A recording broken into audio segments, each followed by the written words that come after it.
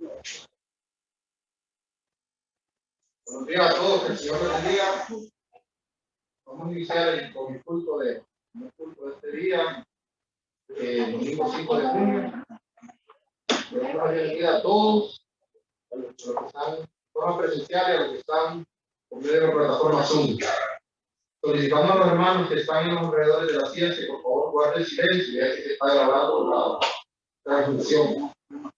Y también solicitamos a los hermanos encargados del audio que se recuerden con los participantes de Zoom. Vamos a iniciar el estudio con una oración al Señor. Gracias, Padre, por la oportunidad de podernos acá nuevamente, Señor, para mirar más de ti, Señor, para aprender más de ti, Padre. Padre, tus oídos atentos, tu corazón receptivo a tus palabras, para que de mucho provecho para nosotros. Trae también a las personas que han llegado, Señor, y que este día sea bendición por medio de tu palabra, Señor. En el nombre de Señor Jesucristo. Amén. Amén. Bueno, continuamos con los estudios.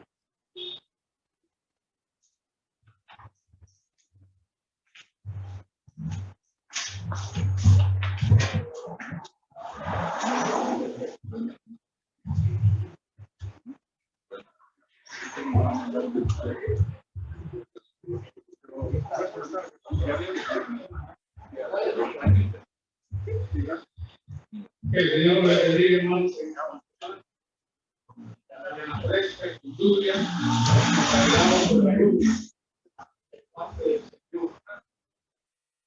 Queremos empezar, hermanos, cantando el himno número 4. Santo, santo, santo.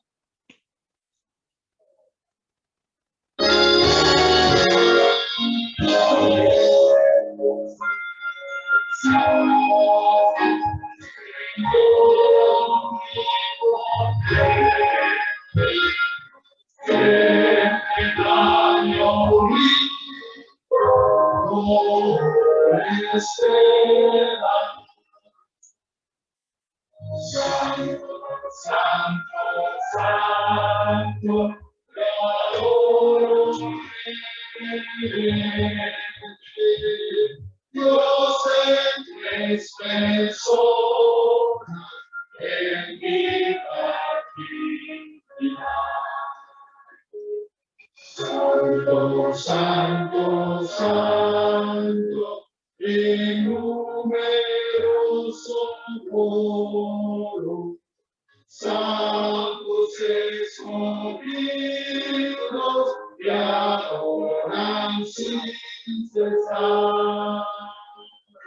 Que alegría llena y sus coronas de oro brillan ante el trono de Cristo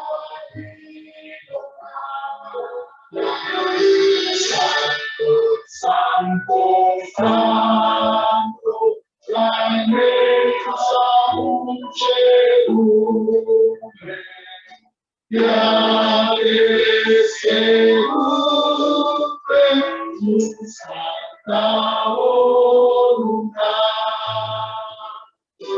Ante ti se postra bañada de tu nombre, ante ti así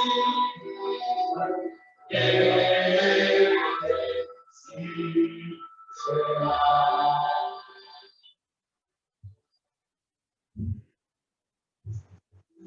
Continuamos, hermanos, cantando.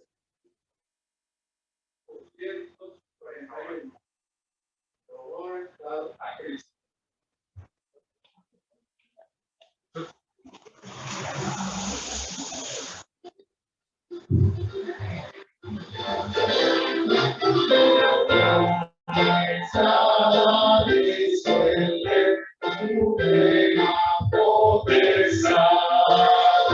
Jesús,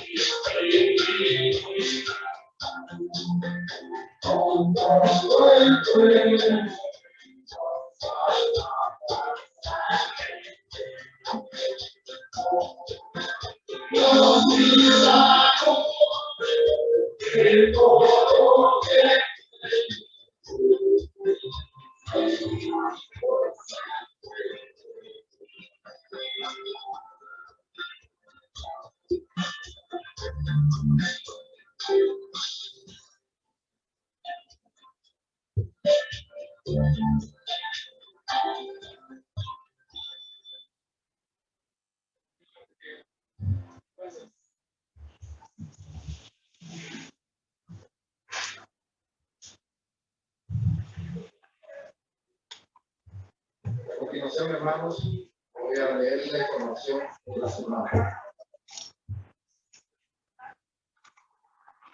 Invitamos a todos los jóvenes al culto mensual presencial de jóvenes este 11 de julio de manera presencial de 4 a 5 p.m.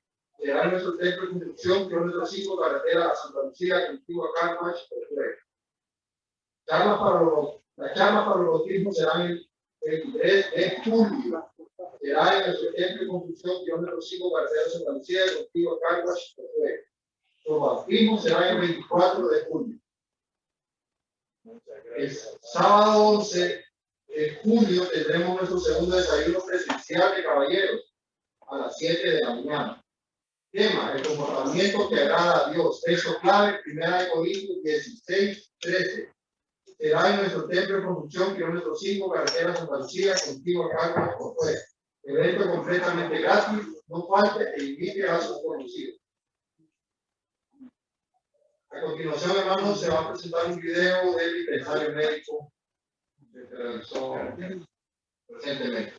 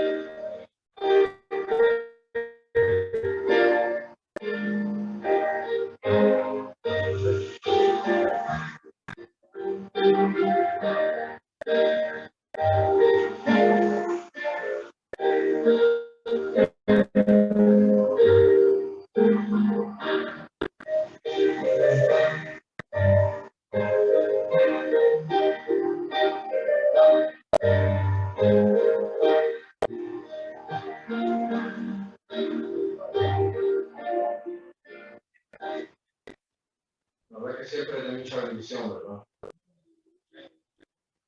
Ahora, hermano, nos dejo con el hermano Horacio Barrios para que va a hacer la oración por los premios.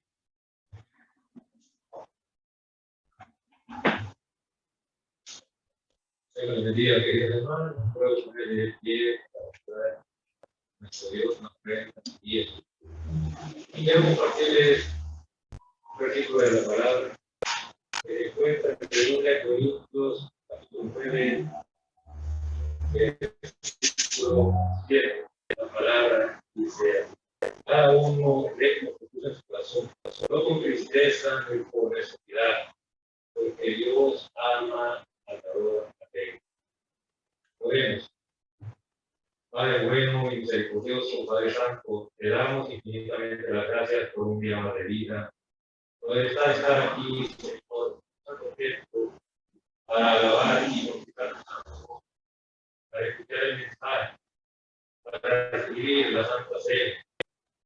Gracias, Señor, por este nuevo mes que estamos comenzando, este domingo 5 de junio del año 2022.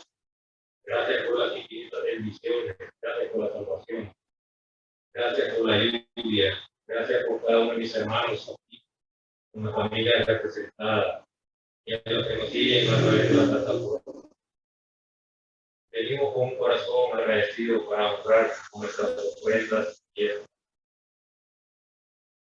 Dios Todopoderoso bendice a todos mis hermanos que tenemos trabajo en el gobierno, en la privada, que usted nos lo conserve, que usted nos lo protege y que nunca nos olvidemos de orarte, porque todo es suyo y nuestras vidas también. A los que no tienen, Señor, Dios Todopoderoso, oramos unánimes, puro cuerpo y espíritu como iglesia, para que usted en su soberanía y su tiempo perfecto, con su voluntad, pueda abrir puertas, para que cada uno de mis hermanos pueda obtener un digno trabajo, porque estudiaron, y puedan llevar el pan de cada día a su familia. También te pedimos que bendigas a cada uno de nosotros, que digamos, para que la construcción del templo físico que siga avanzando y que el tiempo perfecto pueda ser finalizado. Bendice a los hermanos que dirigen la obra y a los que lo hagan con responsabilidad, que los padres de todo peligro y perdón mal. Que el evangelio de salvación, de salvación para que eterna, como es importante, que la iglesia comunidad de gracia, de un trabajo aquí en el lugar, podamos ganar almas para ti, Señor. Bendice cada ministerio, bendice cada hermano que ha sido puesto por usted, que todos podamos seguir adelante. También te pedimos que usted, con su amor y misericordia a través del Espíritu Santo, toque corazones a más hermanos de diferentes edades, hombres y mujeres, que sientan el deseo de servir en la iglesia local. No hay que poner excusas, Padre. Gracias, Señor, porque en Iglesia Comunidad de Gracia hay vacantes para hacer tu obra, Señor. Señor Dios Todopoderoso, bendice estas ofrendas y bienes y que tú las multipliques, que sea de gran bendición para tu obra, que se siga predicando en la iglesia local. Bendice a todos los misioneros y pastores en el ministerio. Bendice a la familia pastoral. Bendice nuestra nación, cultura y nuestros gobernantes y el mundo entero, Señor.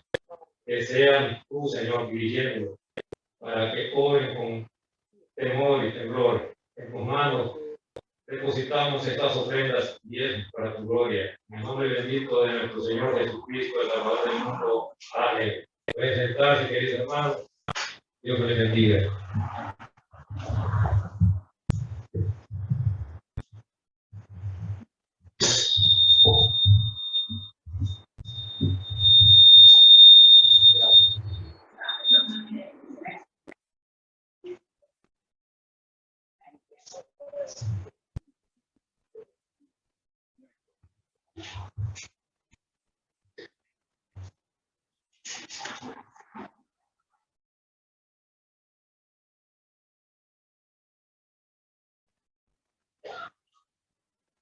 Por eso bendiga, hermanos, entonamos al Señor este hermoso canto, como yo ponía titulado Creo en ti.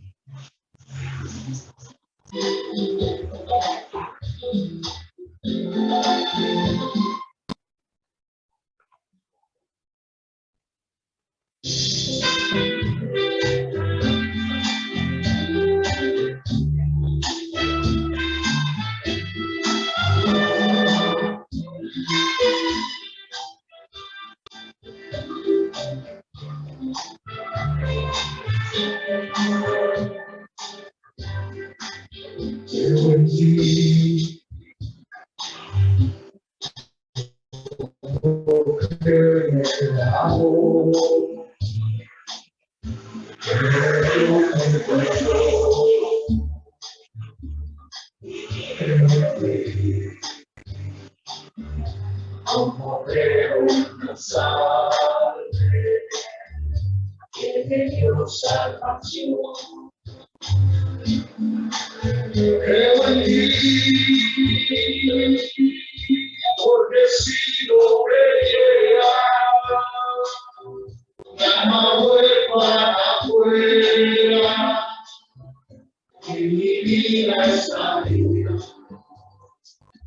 de nada el dolor.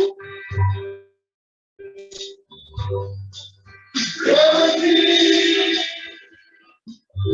a pesar de las dudas, a pesar de las guerras, a pesar de mi vida,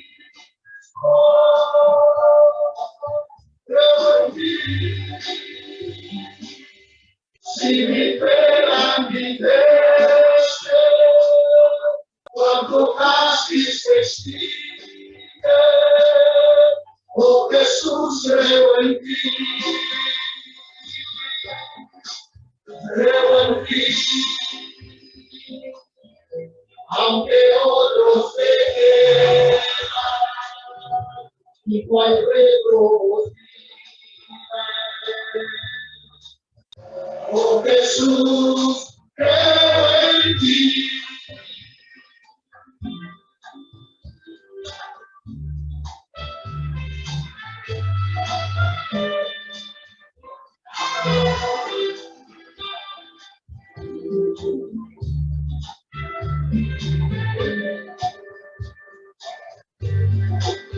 Creo en ti,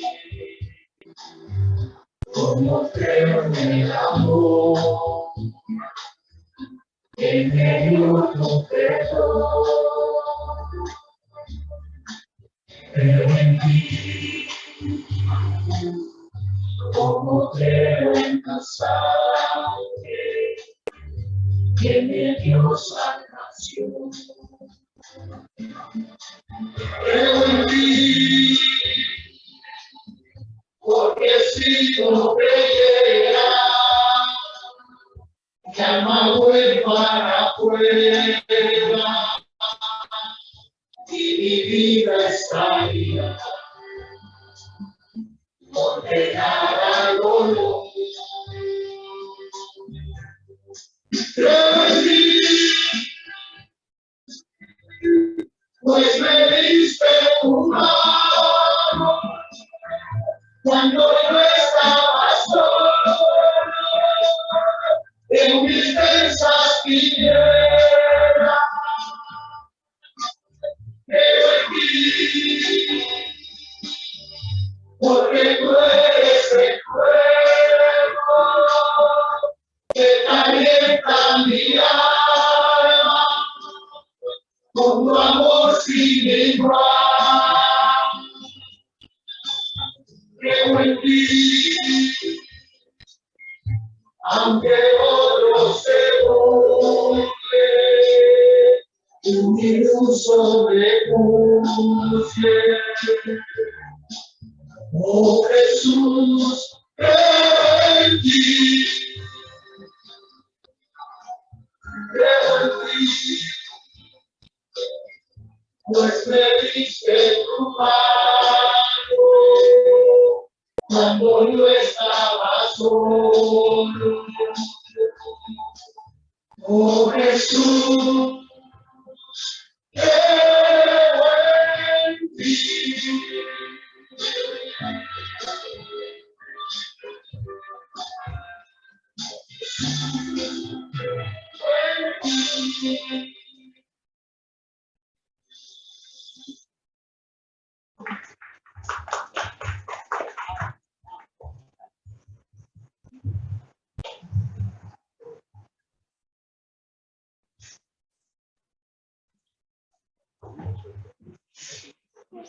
Ahora, hermanos, ya no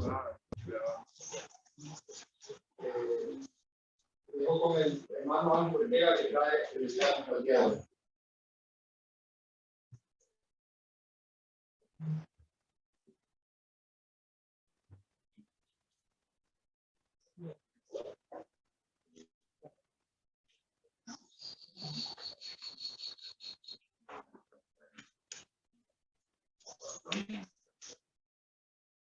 Muy buenos días, hermanas y hermanos que están presentes y los que están conectados a través de la plataforma Zoom. El objetivo que perseguimos es conocer más del Señor para creer más en Él, como dice el libro. Voy a pedir que me acompañen en una breve oración. Te adoramos, Padre eterno, Dios todopoderoso. Bendito sea tu nombre, Dios. Tú y solamente tú eres santo, santo, santo Dios todopoderoso. Encomendamos nuestras vidas en tus manos, con la seguridad, con la certeza, Señor, de que tú vas a ver con buenos ojos la oración que profesamos aquí, Señor. En el nombre bendito de Jesús, te pedimos que tú quedes con nosotros. nosotros durante todo el culto. En el nombre de Jesús. Amén. Hermanos, hace exactamente 15 días hoy que inicié un tema, bueno, yo lo considero fascinante. Decía un predicador que a todo cristiano debe fascinarle la palabra de Dios, las cosas de Dios. Martín Lutero dijo una vez que en el culto de adoración a Dios, el himno tiene igual importancia que el sermón. Con esas palabras lo digo. Así es que los hermanos y las hermanas que cantan, acuérdense de ese mensaje, en 4 palabras, acerca de la importancia que tiene la alabanza. Y más adelante decía también que toda alabanza de un cristiano tiene que ser para adorar a Dios. Parece una contradicción. Pues bien, el tema que inicié hace 15 días hoy se llama ¿en qué consiste el mensaje del Evangelio? Es una pregunta. Y dijimos en esa ocasión que el mensaje del Evangelio contiene al menos 4 sobresalientes aspectos. Que va un mensaje para Dios, nos explica de Dios el Evangelio.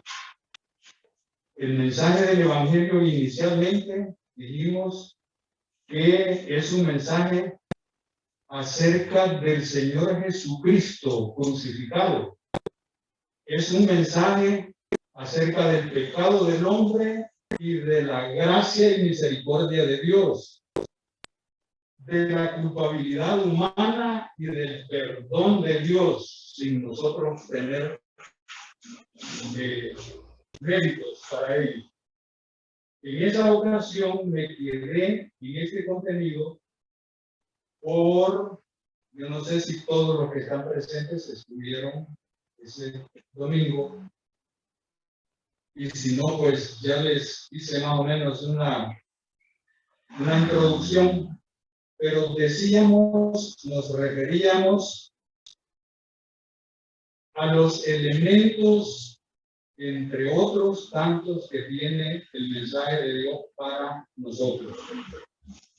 Dije en esa ocasión que la vida de cada uno de nosotros incluye cosas que nos causan, ahora que somos cristianos, que nuestra vida le pertenece a Cristo, denotamos en nosotros que hay, y en el pecador también, hay grandes insatisfacciones y muchos actos que hicimos cuando estábamos en el mundo que nos causan vergüenza, pero la palabra de Dios, a través del Espíritu Santo, nos va quitando poco a poco esa historia que podríamos tener incompatibles con la vida del cristiano. Cada uno de nosotros tiene algún cargo de conciencia por cosas de su pasado y que no hemos alcanzado la norma que nosotros nos imponemos, porque a veces nosotros, bueno, estoy seguro que ustedes lo hacen, de imponernos metas, decir, bueno, por lo menos voy a leer tanto de la Biblia, por lo menos voy a orar más seguido, más continuo, y para pedirle al Señor que me perfeccione. No vamos a encontrar la perfección, ¿verdad? Porque solo Dios es, pero por lo menos que nos acerquemos a un 80%, podríamos decir. El peligro que se corre en un cristiano, andando en la vida cristiana con esa preocupación de que el pasado y que queremos evangelizar a otras personas y que queremos explicarle lo que significa para el humano venir a Dios, venir a Cristo, entregar la vida al Señor. Se corre el riesgo de que nos conformemos con contarle algunos pasajes de nuestro historial, como si fuéramos grandes académicos y tenemos mucho que exhibir. Yo me he fijado en eso y se escucha en mensajes de otras iglesias que se hace mucho énfasis. Yo no sé si ustedes escuchan, a las 5 de la mañana hay un programa que abarca en el dial del radio un montón de emisoras. Y hacen un énfasis no en el Evangelio, y pretenden decir que es el Evangelio de Cristo, sino en experiencias propias, experiencias que la mayoría de ellas todos nosotros las hemos vivido. Entonces, con ese tipo de predicación se está presentando a un supuesto evangelio desprovisto de la esencia. La esencia del evangelio está en Cristo Jesús. No se tiene que buscar en otro lado. Y entonces eso constituye un gran peligro si nosotros nos comenzamos con evocar recuerdos de cosas y hacer que la gente se guíe por esas experiencias de nosotros. Eso nunca va a lograr un éxito. El éxito de la evangelización está en que el Señor nos utilice a nosotros para atraer, para extraer de las garras del pecado al pecador a la vida de Cristo Jesús. Como cuando se nos extrae una pieza dental. No le van a extraer a uno una muela buena, por el contrario, se preserva. Se va a extraer, si ya no hay salvación para la pobre muela, esa muela que está mala. Pues mire, en este aspecto estamos eliminando del poder de Dios una gran parte del Evangelio. Y eso es blasfemia, eso es una serie de calificativos que le podemos dar. Y eso es lo que quiere Satanás al filtrarse en la mayoría de las iglesias donde está infiltrado ya. Miren, hermanas y hermanos, no podemos describir a Cristo como el que nos salva de esa serie de problemitas. Por ejemplo, está muy de moda decir que si tenés este o este otro problema, vení a Cristo, Cristo te resuelve ese problema. Y quedan con un mensaje mediatizado, con un mensaje, podríamos decir, mediocre, porque quita a Cristo, quita del mensaje la esencia del Evangelio, la esencia de lo que Cristo puede hacer por el pecador. Cristo no solo quita problemitas que podamos tener.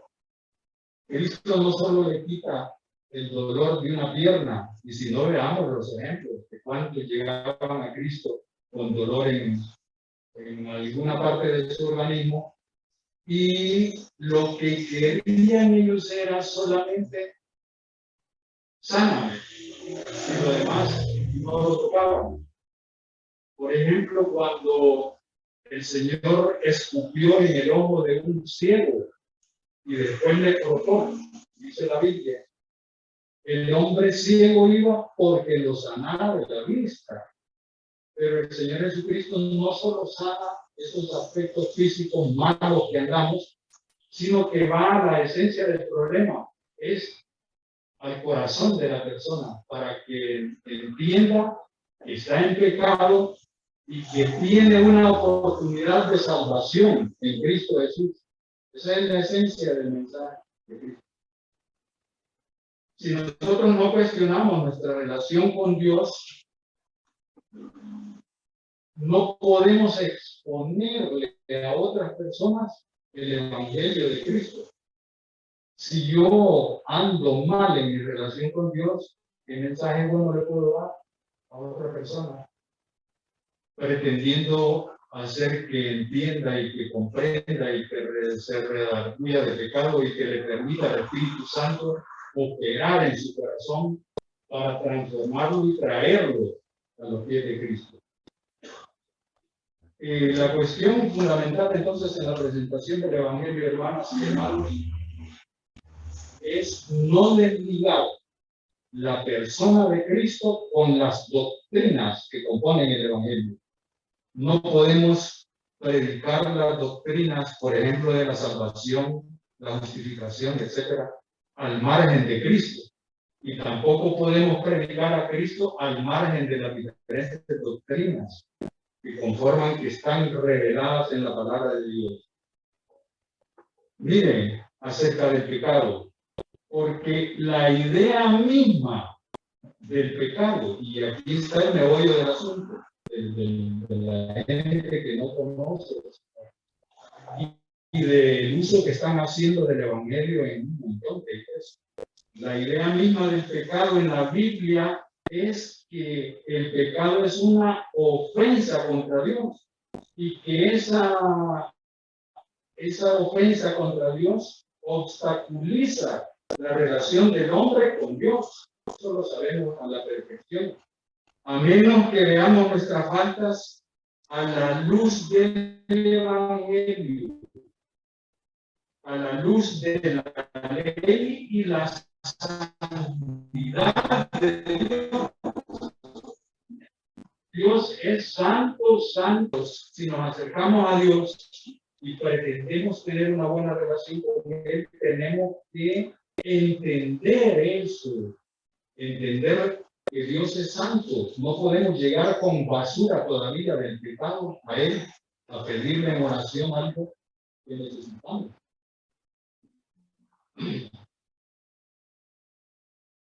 No consideramos entonces cómo anda, hacernos un autoexamen, cómo anda mi relación con el Señor, para poder no solamente tratar de exponerle a otra persona el Evangelio de Cristo. El pecado, eso debemos tenerlo bien claro, no es, hermanos, no es un concepto humano, no es un concepto de la sociedad. El pecado es un concepto eminentemente teológico y tiene que valorarse no a la medida y a la opinión mía o suya, sino qué dice Dios en su palabra acerca del pecado. ¿Qué es pecado? Y cualquier cosa que se sale de ello ofende a Dios y por lo tanto su relación con Dios está rota. Mire qué interesante es esto.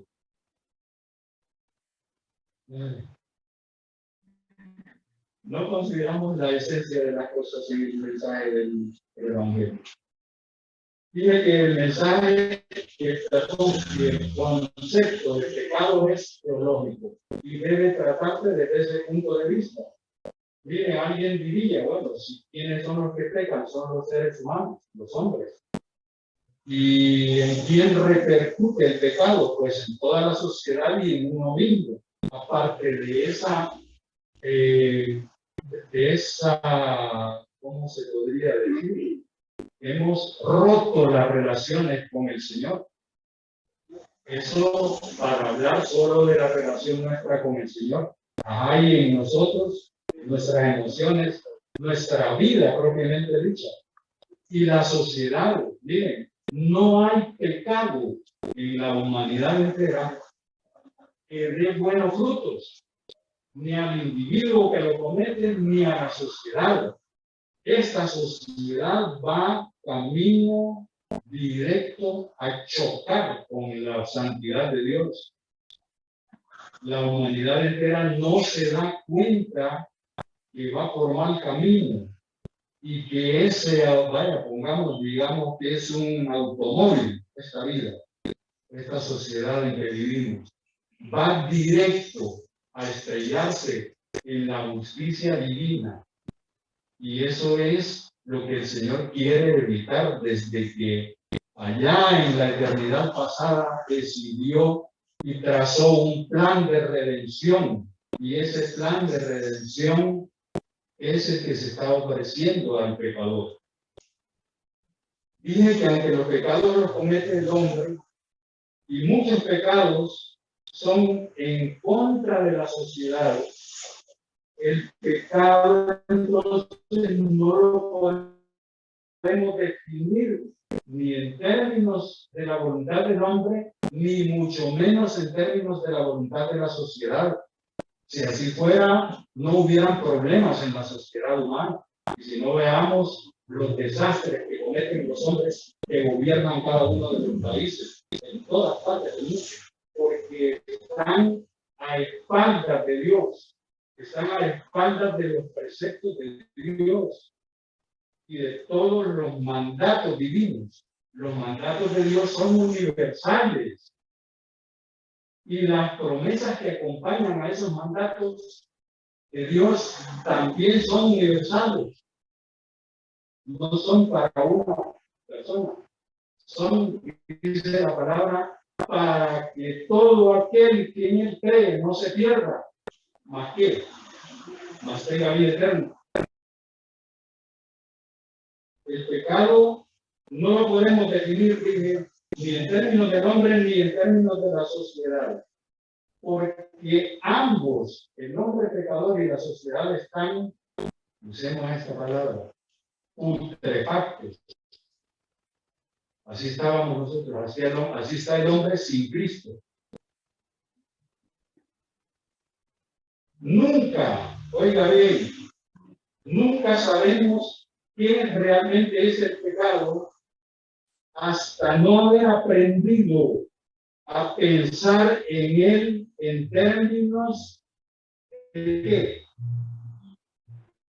Alguien diría en términos reales.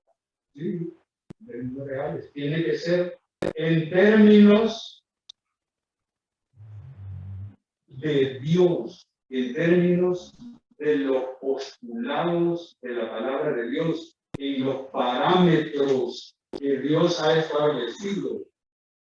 Y nos dice que todo el que viene a Cristo tiene que enmarcarse en ese rango. Nuestra vida como cristianos está en un rango de tanto a tanto. Si te salís de ahí, ofendes a Dios. Por lo tanto, tenemos que conocer a la perfección estas cosas, hasta saber con certeza pensar en términos serios acerca de qué opina Dios acerca de mi conducta como cristiano y qué opina Dios acerca del pecador, que no conoce a Dios y que nosotros seríamos en este caso llamados a predicarle a esa persona, a exponerle con claridad la palabra de Dios. Por lo tanto, el pecado tiene que medirse no por normas humanas, sino por el criterio y la demanda de Dios hacia nuestra vida. ¿Qué exige? ¿Qué demanda? ¿Qué requiere Dios de nosotros? Eso debe tener claridad todo cristiano, ¿no? No hacerlo, entonces nos ubicaríamos en el lado de los pecadores, que aún diciendo que tienen a Cristo en su corazón, su vida práctica desdice totalmente lo que está diciendo. Vaya, qué redundancia. Desdice lo que pretende que otros crean que es la persona. Lo que tenemos que entender, hermanos,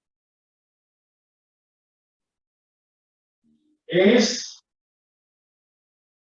que los remordimientos del hombre, ay, sí, dice, mire qué cosa, cuando le ocurre algo grave a la persona, ay, hermano, tal vez él no es cristiano y le dice, se trata de hermano, dice que tenemos este problema, quiero que ore por mí, quiero que ore por fulano. Pero va enredada la cosa, porque está el pecado por medio.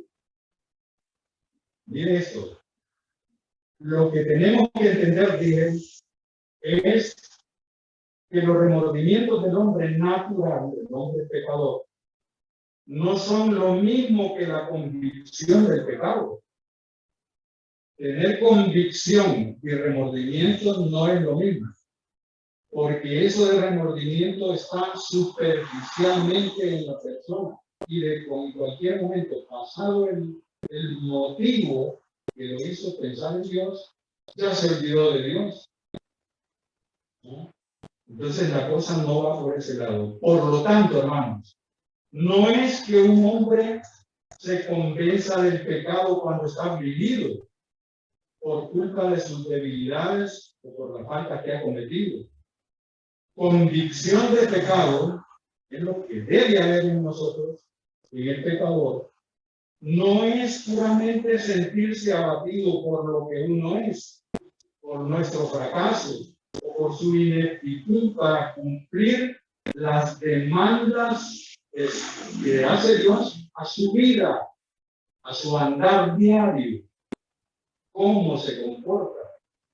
Tampoco es, oiga bien, tampoco es salvadora una fe si el hombre en esa condición que está afligido en ese momento recurre al Señor Jesucristo, como dice, ya está el inicio de esa palabra, meramente. Antes pronunciar esa palabra era signo de que no sabía de gramática el que lo pronunciaba. Voy a decirlo otra vez. Tampoco es salvadora, dije, una fe, si el hombre en esa condición de afligido recurre al Señor Jesucristo meramente para que le tranquilice, para que le levante el ánimo, para que le haga sentirse seguro de sí mismo, etcétera, etcétera. ¿Se han fijado que eso ocurre a cada rato con el pecador? Y una vez que pasa ese momento, vuelve a las andanzas y se olvida de Dios. Tampoco estaríamos predicando el Evangelio si lo único que hiciéramos fuera presentar a Cristo en términos de lo que el hombre siente. Mire que hay un gran problema en esto. Dios nos escucha a nosotros, nuestras oraciones, y deja pasar el tiempo para contestarnos.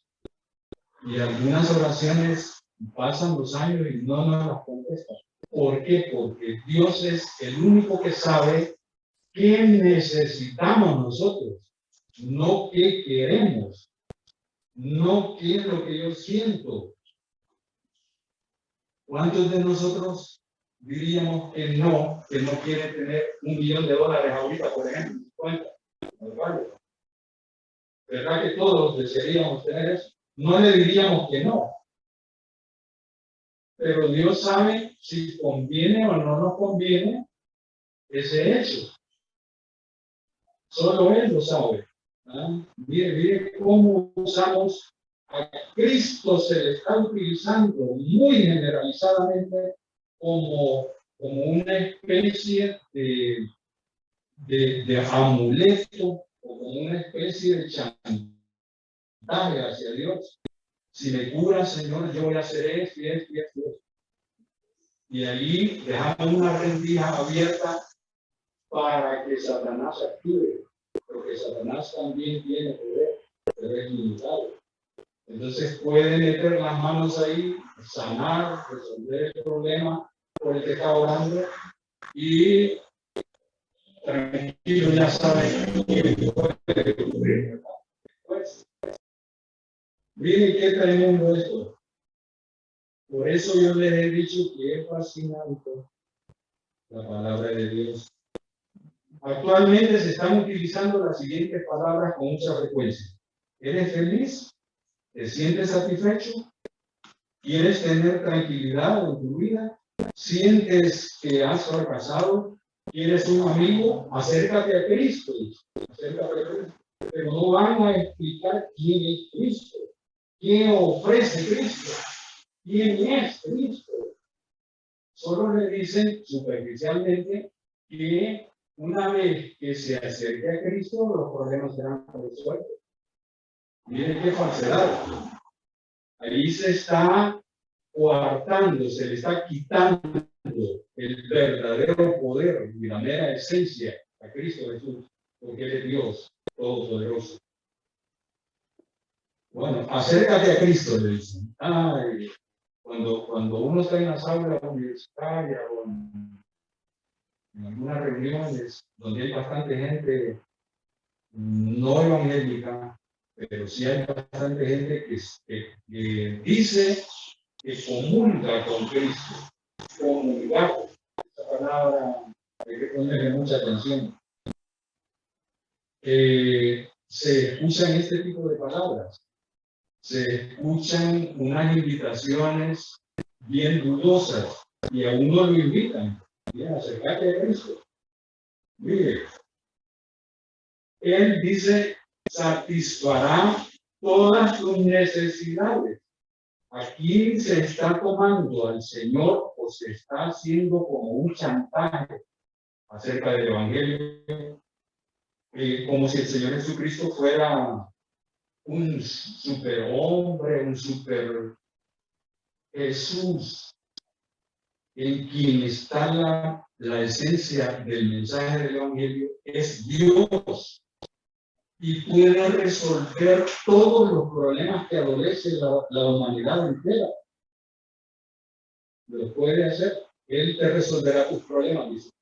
Los problemas de la humanidad, el problema central y único del pecador es la salvación de su alma, no el dolor en una uña, no el dolor en la cabeza, no el dolor que se le está cayendo el pelo, como desgraciadamente se me cayó. No predicamos el Evangelio, sino. Y hay varios también que van por ese camino. Mejor no digo más. Pues bien, acércate a Cristo. Miren, la gente que actúa de esa manera consideran al Señor Jesucristo como una hada madrina, pero hada con H. Algo así como un personaje con poderes mágicos. Cristo lo puede hacer, pero no pasa, según el mensaje, no pasa de ahí, no va al fondo. El Evangelio va al fondo del problema. ¿Quién necesita pecador? Salvación de su alma. Y ahí está el meollo del asunto. Estar convencido del pecado significa no solo sentir que uno es un total fracaso. Para que llegue el pecador a ese punto es lo difícil. No lo podemos hacer nosotros. Nosotros podemos ser instrumentos en manos del Espíritu de Dios para que el Señor, a través de su Santo Espíritu, convenza del pecado de esa persona, para hacerlo entender que todo pecador es un fracaso. Bueno, pues dicen unos, yo no he fracasado, tengo mi carro, tengo mi casa, tengo capital, tengo tanto en banco. Es que Dios no se fija en esos detalles. Dios no desconoce la situación de cada individuo que habita este planeta. El problema es arreglar la cuenta central que tenemos, que el pecador tiene pendiente con el Señor Jesucristo. El Señor Jesucristo, crucificado, sufrió la cruz para eso, para resolver de una vez y para siempre el problema del pecado. Y es lo más difícil que entienda el pecador, que eres un total fracaso, sino que comprenda que con su actitud ha ofendido y ofende a Dios permanentemente y ha despreciado la autoridad de Dios, ha desobedecido, el hombre ha desobedecido a Dios y se ha puesto en una situación en contra de Dios, donde va directo, dije, a colisionar. ¿Y quién va a querer tener ese encontronazo con la justicia de Dios? Eso será terrible, no entender esto. El hombre se ha puesto en contra de Dios. De modo que ha arruinado su relación con Dios, el hombre. Mucha gente, predicar entonces a Cristo Jesús significa presentarlo como aquel quien por su cruz y el sufrimiento de la cruz vuelve a relacionar, a conciliar al hombre con Dios, porque estaba rota esa relación, está rota la relación del pecador con Dios. Es muy cierto, es indiscutible que el Cristo real, el Cristo de la Biblia, que nos revela, la Biblia nos revela a ese Cristo como el Salvador del pecado, y además que Él es nuestro abogado cuando tenemos problemas y venimos humillados a pedirle perdón a Dios. Él intercede por nosotros ante el Padre. En realidad, el Señor Jesucristo da paz, da consuelo, da solución a un montón de problemas. Pero primero tenemos que resolver el problema de nuestra relación con Él. Después lo demás viene por añadidura. ¿Por qué? Porque el Señor sabe de qué adolecemos, de qué tenemos necesidad. A lo mejor toda la carga de peticiones que le hacemos, ninguna de ellas se enmarca en la voluntad de Dios. Eso es lo que tenemos también que comprender. ¿Será de la voluntad de Dios que yo le pida tal cosa, Señor?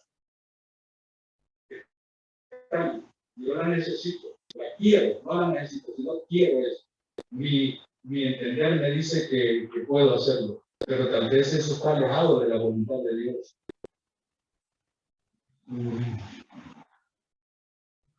El Cristo que nosotros conocemos, que es descrito y deseado solamente para hacer que los reveses de la vida sean más fáciles, utilizar al Señor Jesucristo en esta forma que le estoy diciendo, porque me ayuda, porque me da consolación. Ese no es el Cristo real, no es el Cristo completo, verdadero, vivo, que nos anuncia la palabra de Dios. No es el Cristo real y verdadero, sino que se queda en una simple imaginación del que le está predicando. El Evangelio del Señor es un mensaje acerca, y aquí viene lo mejor, acerca de Cristo. En Cristo se sintetiza todo, absolutamente todo. Dijimos, ¿cuál es el problema fundamental de la humanidad? Alguien podría dar a saber cuántas respuestas. Si nos vamos a calles, por ejemplo, en Nueva York, yo no conozco, pero lo he visto. Pero tengo una idea de la población, de las actitudes acerca de Dios. Hay gente que se ríe cuando uno le pregunta qué opina de Cristo. Ese está desfasado, dice, que es uno. El Evangelio, sí, así es. El mensaje del Evangelio es acerca de Cristo, diría, ¿verdad? Entre otros que hemos mencionado.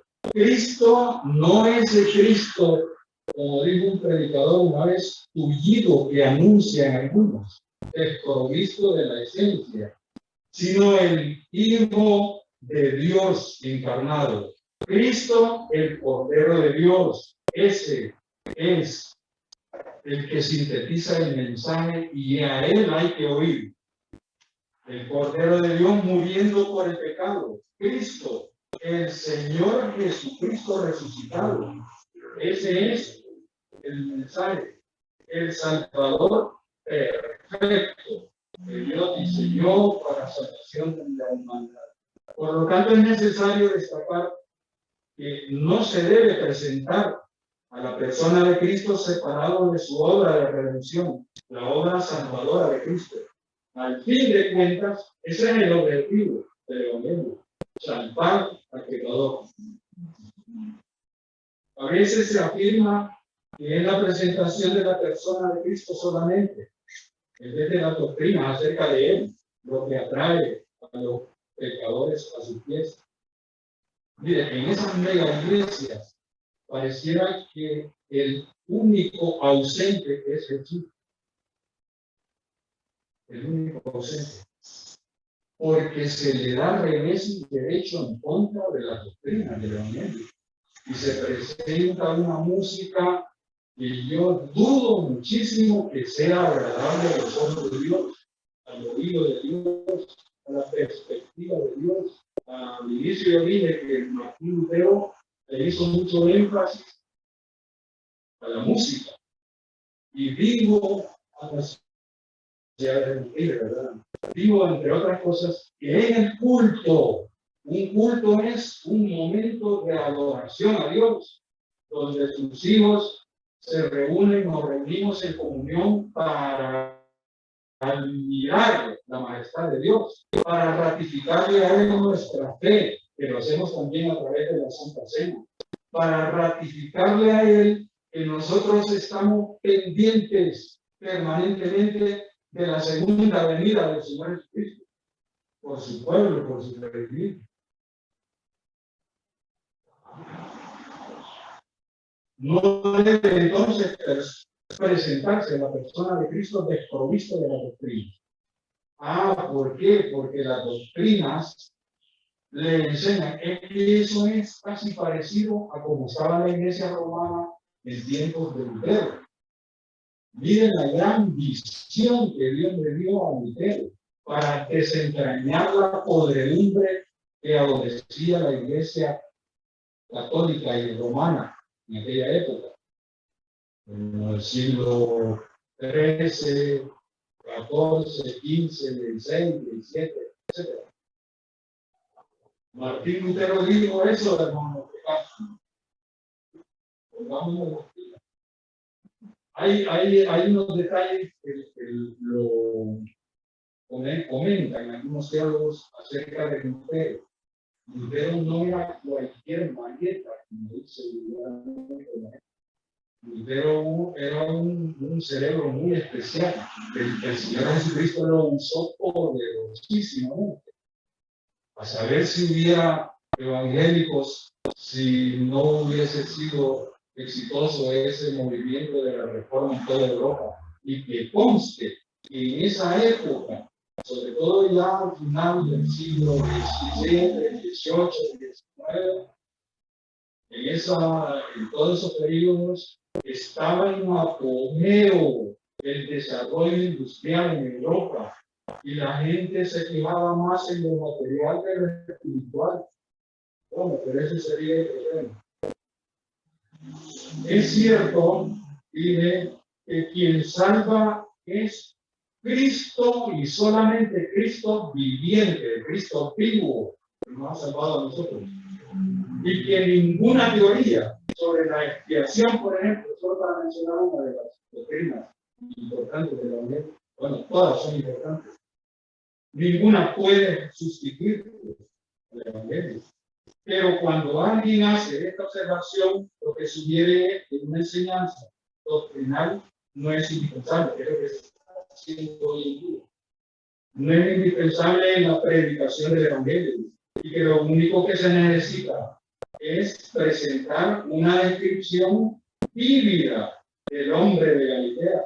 Fíjense las diferentes formas en que se presenta al Señor Jesucristo hoy en día. Pero el Cristo vacío de la esencia. Nosotros no predicamos eso.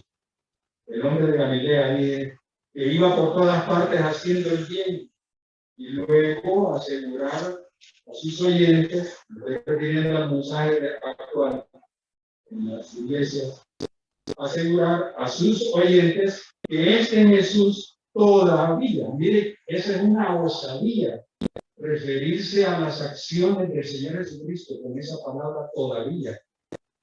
Todavía es un adverbio de tiempo y significa que va a dejar en algún momento de ser.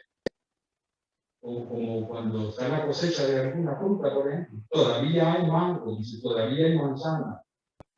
Cuando dice todavía significa que va a llegar un momento que ya no van a haber manzana. Y esa palabra, pónganle atención, van a ver todavía. Cristo todavía salva. Y es que va a haber algún momento en que Cristo no va a salvar. Bueno, voy a acelerar porque me faltan unas cosas muy interesantes. Todavía está vivo, dice. Todavía. Eso es una blasfemia. Decir que Cristo todavía está vivo. Para ayudarle, dice, en sus dificultades. Pero un mensaje de esa forma no es evangelio. Y que disculpen lo que dicen que están predicando el evangelio desprovisto de eso. No sería, oiga bien, en realidad más que una nebulosa, una adivinanza, algo pueril, algo que no tiene validez. La verdad es que la figura histórica del Señor Jesucristo no adquiere sentido hasta no saber de su encarnación, pero fundamentalmente de su resurrección. Que este Jesús era realmente Dios, es realmente Dios, ahorita y por la eternidad, por los siglos de los siglos. El Hijo de Dios, hecho hombre para salvar a los pecadores, de acuerdo con el plan redentor de Dios que es eterno por la eternidad y eterno desde la eternidad. Ay, tampoco tiene sentido, no tiene validez la vida del Señor Jesús hasta que uno sabe de la expiación. Ya se ha predicado aquí acerca de la expiación, su significado. Y valdría la pena en otra ocasión explicar un poco acerca de la expiación. Yo no sé de muchas de estas cosas, pero me interesa. Saber con exactitud que Cristo vivió como hombre a fin de morir como hombre para salvar al hombre. Miren qué interesante. Y que su pasión y su muerte, que prácticamente fue un homicidio contra la vida del Señor, fueron realmente su acción salvadora de quitar el pecado del mundo. Objetivo fundamental. Ni puede uno saber sobre qué más se acudir a él hasta que sepamos, hasta que sabemos acerca de su resurrección, acerca de su ascensión, acerca de que va a ser coronado Rey de Reyes, el Señor Jesucristo. ¿Ah? Y que vive para salvar eternamente a todos los que aceptan su señorío. Si hay alguien aquí que no lo ha hecho, háganlo ahora mismo, porque se corren muchos riesgos en no hacerlo. Estas doctrinas y muchas otras son esenciales en y al Evangelio que nosotros conocemos, que nosotros predicamos, que nosotros estamos sometidos a él. La realidad es que sin estas doctrinas no habría ningún evangelio que predicar. Predicar el evangelio, hermanas y hermanos, significa llamar a los pecadores a acudir a Cristo, el Salvador viviente, quien en virtud de su muerte expiatoria, el sacrificio expiatorio de Jesús, puede perdonar y salvar al pecador. Nadie más, ninguna doctrina ni ninguna persona más fuera de Cristo, fuera de ese sacrificio de la cruz. Cuando se predica el evangelio es sencillamente, mire qué sencillo, que la muerte de Cristo es el fundamento sobre el cual Cristo perdona y salva eternamente. Algo fuera de eso no es evangelio. El evangelio no es, oiga bien, el evangelio no es que en Cristo que murió por los pecados de todos, por lo tanto también murió por los tuyos. El evangelio tampoco es creer en Cristo que murió por los pecados de ciertas personas y tal vez ahí van los tuyos, que es prácticamente lo que se quiere dar a entender ahora, con esa blandenguería, con esa suavidad de ese evangelio que se está predicando, con esa mediocridad, podríamos decir, alejando a Cristo de la esencia de lo que es Dios. Nuestro deber como cristianos es conducir al pecador al Cristo que vive, al Cristo verdadero, Cristo que está vivo. Si no fuese así, no estuviéramos aquí nosotros. Y tenemos que llamar al pecador a confiar, creer. Y después de creer, eso significa tener fe a Él y en Él, en Cristo. Alguien puede decir que tiene fe en Cristo, pero no le tiene fe a Cristo, el verdadero Jesús, que sí perdona y que salva. El evangelio, hermanas y hermanos, es un llamado general a que el pecador tenga fe y que se arrepienta del camino que lleva.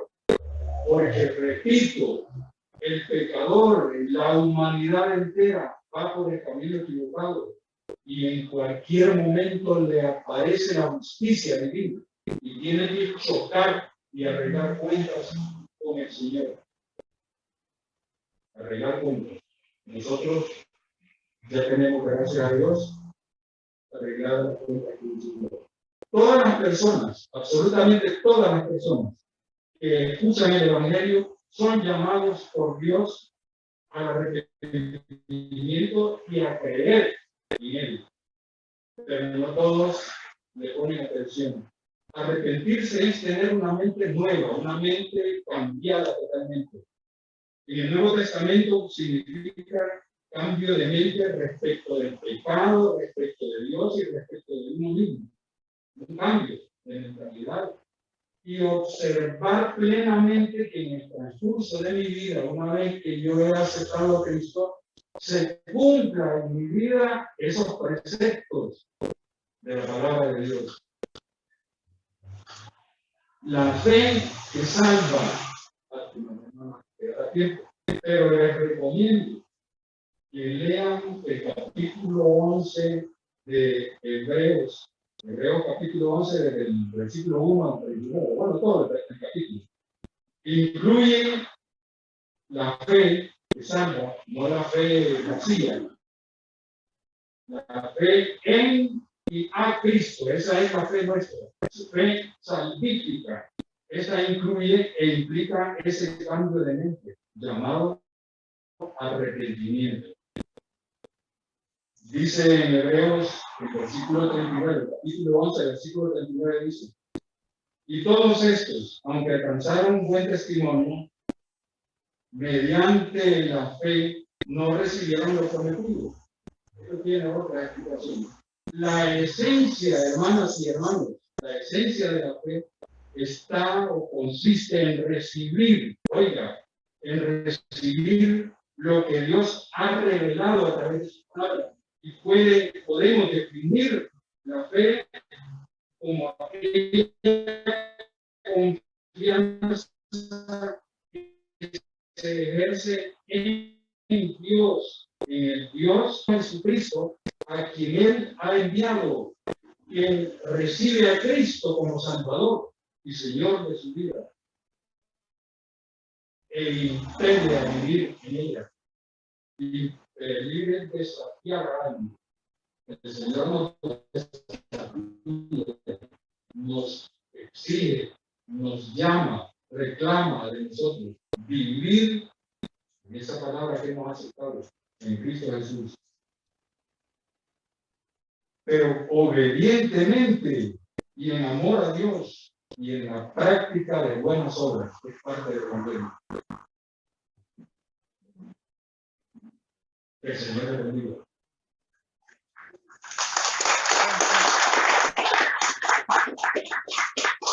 Me acompaña Padre bendito, te damos infinitas gracias y nos has ayudado y esperamos, Señor, cambiar algunas actitudes que todavía no conocían. Te rogamos, Padre, que obres en nosotros a través de tu Santo Espíritu, que nosotros estemos dispuestos a permitir que tu Santo Espíritu tome control absoluto de nuestra vida, de toda nuestra ser, para entender qué te ofrende, qué te agrada a ti, Señor. Hacer tu voluntad en cada acto de nuestra vida. En el nombre de Jesús te lo pedimos. Amén.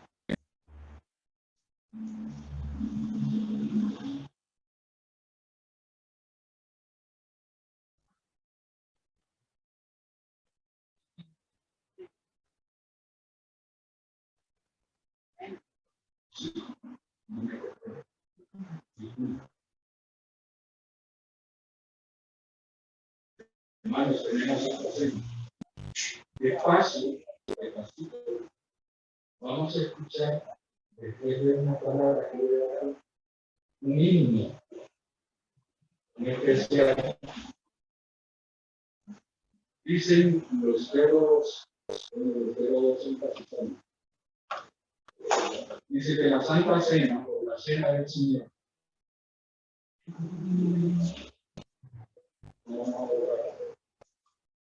la Cena del Señor es una fiesta ritual sencilla en la que los que participan de ella tienen limpio su corazón y limpian la relación con el Señor, porque va a poner en práctica, en comunión, todos los presentes, los que participamos, vamos a poner en práctica un mandato del Señor Jesucristo, que lo encontramos en el libro de Lucas, capítulo 22, versículo 19. Dice el Señor Jesucristo, si yo me lo imagino sentado y rodeado de todos los. Hacer esto en memoria de mí, hacer, es una ordenanza. O sea que nosotros tenemos que tener bien claro el concepto de la Santa Cena. ¿Qué implica la Santa Cena del Señor? Es el cumplimiento de una sencillísima fiesta ritual, ordenada en la Iglesia por Cristo Jesús. La Santa Cena en la Iglesia romana se ha desviado de la esencia de lo que implica las implicaciones que tiene. En otras palabras, la Santa Cena es acción de gracias también. La Santa Cena significa comunión entre los hermanos. La Santa Cena expresa el grado de fe que tenemos en el Señor y el grado de vigilia que tenemos nosotros en cuanto a la segunda venida de nuestro Señor. Vamos a escuchar el himno que tienen preparado los hermanos y ahí mismo pueden los encargados de distribuir los elementos empezar a hacerlo.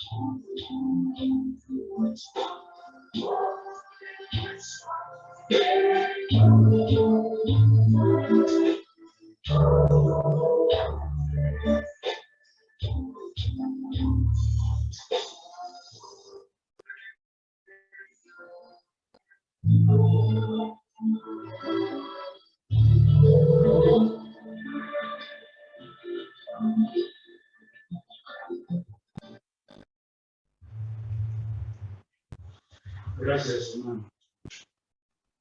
Vamos a tener un momento de oración. Padre bendito, prepara nuestro corazón, Señor. Vamos a hacer un acto con el cual cumplimos. Si no un 100%, pero no a 100% de cumplir el mandato de Jesús a la fundación. En el nombre de Jesús, esperamos de los que tienen la Biblia ahí, no pueden yo voy a leer el capítulo 11 de 1 Corintios, los versículos 23 en adelante. Dice que esta porción que vamos a leer se trata del orden que debe seguir la Santa Cena y el significado que ya lo hemos explicado. Dice Pablo, porque yo recibí del Señor lo que también os he enseñado, que el Señor Jesús, la noche que fue entregado, tomó pan, y habiendo dado gracias, lo partió y dijo, tomad, comed, esto es mi cuerpo que por vosotros es partido. Hacer esto en memoria de mí. Vamos a tomar el pan, a comer.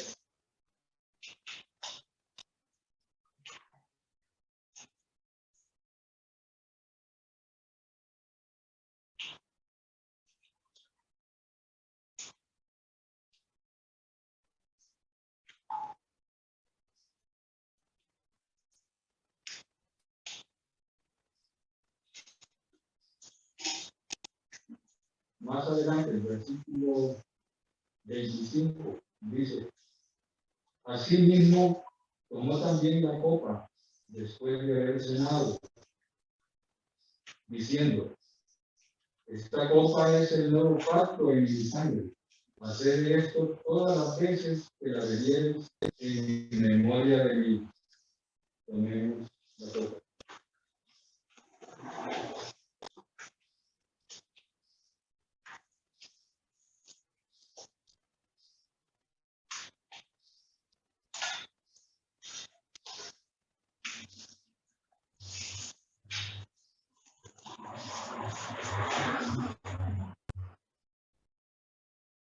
Voy a leer un versículo, un versículo más.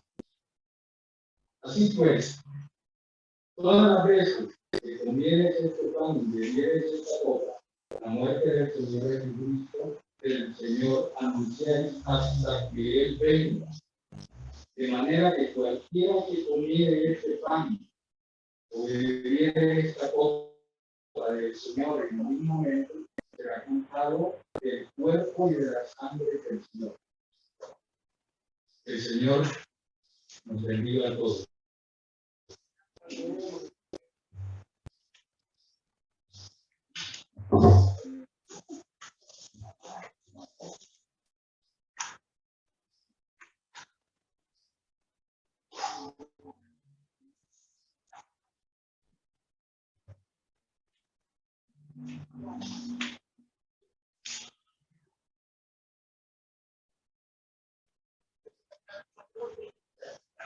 Ahora, hermanos, continuamos con la presentación del versículo de la Escuela Bíblica.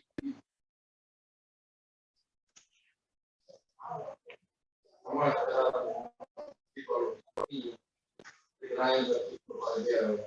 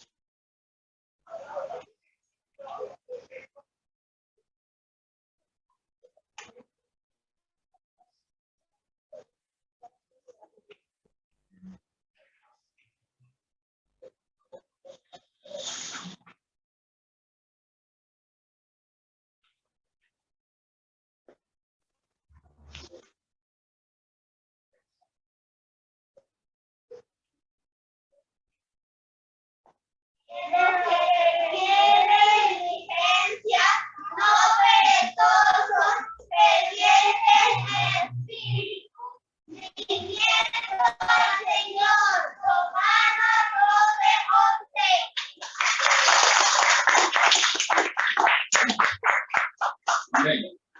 Ahora, hermanos, bueno, terminamos el día de hoy. Siempre, bueno, recordando que en una siguiente jornada, a las 11, y también recordándoles que todos los cursos se suben al canal de YouTube el miércoles por la noche. No les bendiga.